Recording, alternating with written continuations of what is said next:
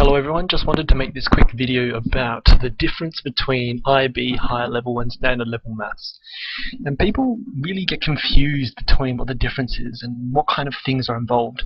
So I wanted to address this in a couple of ways. First of all, what does the IB say about higher level and standard level maths? Then after that we're going to compare the syllabus contents, and finally I'm going to make some of my own opinions. I personally did higher level maths and I did well enough to get a 7 in it, but then I definitely know that it's not suitable for all people. So what does the IB say about standard level maths? Let's look at the syllabus guide, and it says that the majority of these students will expect to need a sound mathematical background, blah de blah de blah. And finally it goes on to say that students studying chemistry, economics, psychology and business in administration in university or college in the US, this is the right kind of maths for them. So if you don't really have a very strong mathematical background and don't intend to do anything mathematical, consider standard level maths. Now let's compare that to higher level maths. What do they say about that? So it says that the majority of these students will be expecting to include maths as a major component. So that's any of the courses such as physics, engineering and technology.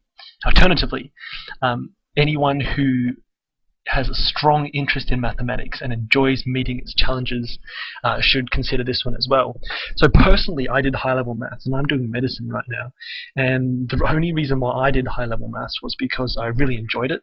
I'd had a really strong background after doing Kumon. I'm not sure if you've heard of that before.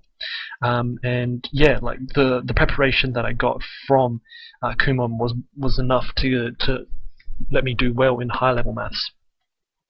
So let's look at the assessments now. So high-level maths is a total of 240 hours, 190 of those, so about 80% of that being core content, option content being another 40 hours, and finally portfolio being 10 hours. Standard level maths is 150 hours, so quite a lot less. And it's composed of two things: no option content, 140 hours of core content, and 10 hours of portfolio. So let's look at the pros and cons just based upon the syllabus, what it says in the syllabus.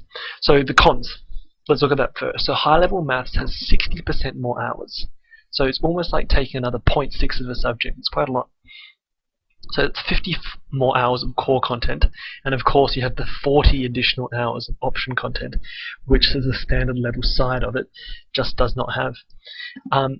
Comparing the portfolios, the contribution is about the same though.